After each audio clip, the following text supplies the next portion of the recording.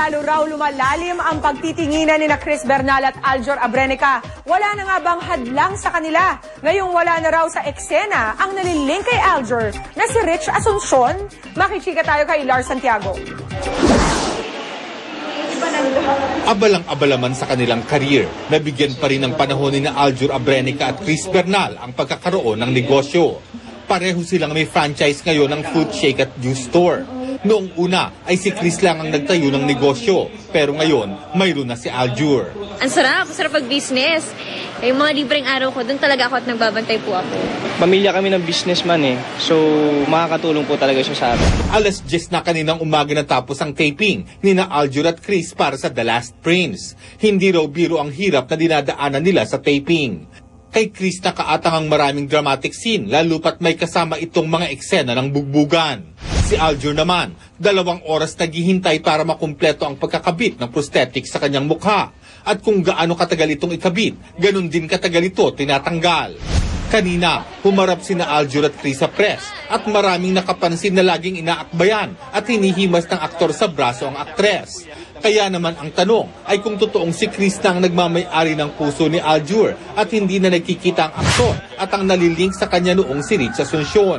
Actually, matagal na issue na po yun hindi po wala. Magkakaibigan po kaming tatlo, magkakasama po kami sa trabaho, sa SOP, and wala naman po kaming ilangan or nag-iiwasan.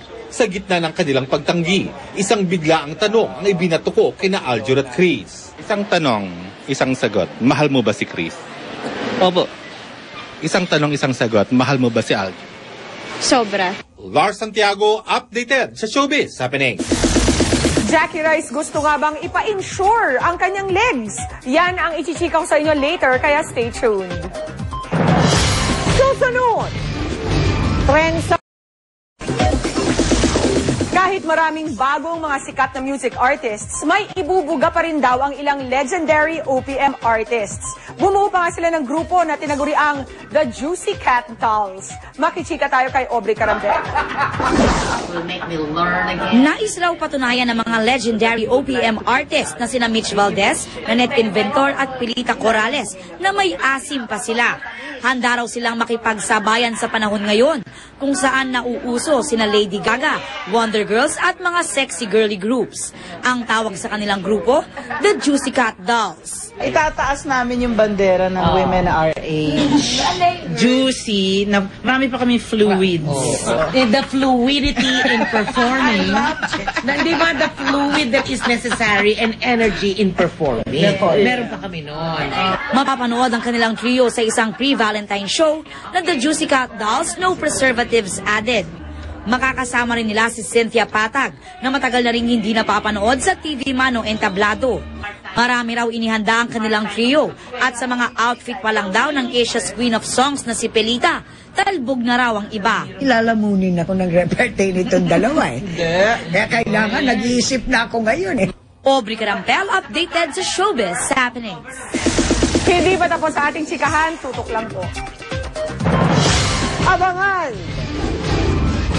Koponan ng Pilipinas, pasok na sa semifinals ng Dubai International Basketball Championship.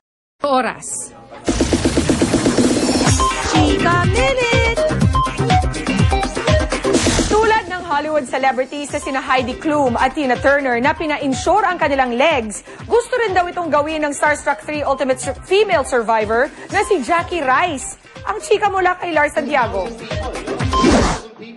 Nagtataka si Jackie Rice kung bakit pati ang sexy photos niya sa isang men's magazine ay iniintriga. May mga chismis kasing niretoke raw ang mga larawan. Pinaninindigan naman ng sexing young star na walang inayo sa kanyang pictures at para mapatunayan ay pwede raw silang pumunta sa website ng men's magazine dahil naroon ang video ng buong pictorial. Pinagandaan ko talaga sobrang diet. As in yung mga kasama ko, yung mga staff ng FHM, ano na sila, inaawa sila sa akin kasi sila lahat nag-steak, lahat kumakain, barbecue, lahat, sinigang sabaw lang. Ikinatuwa naman ni Jackie ang nakarating na balita sa kanya na ipinagtanggol siya ni na Iwamoto at LJ Reyes sa mga nangiintriga. Alam kong mahal nila ako kasi mahal ko rin sila. Alam nila yon. Kung sino mang away sila, syempre, aawayin ko din. At sa lahat naman ng trabaho namin, hindi naman kami naglalabanan eh. Pagpasok pa lang ni Jackie sa venue ng kanyang mini press conference kanina, legs niya ang napagtuunan ng press people. Binansagan pang pinakamagandang leg sa balat ng lupa. Sabi naman ni Jackie, inaalagaan talaga niya ng husto ang kanyang legs. Lotion lang po at saka matagal ako maligo eh. As in, scrub talaga. Kung pwede nga lang daw, ipapa-insure niya ang kanyang legs. Siyempre, puhunan ko yan. Lars Santiago, updated sa Showbiz sa Penang. Okay, that's it for Chika Minute. Thanks sa pagtutok mga kapuso. Ako po si Pia Guanyo. Mel?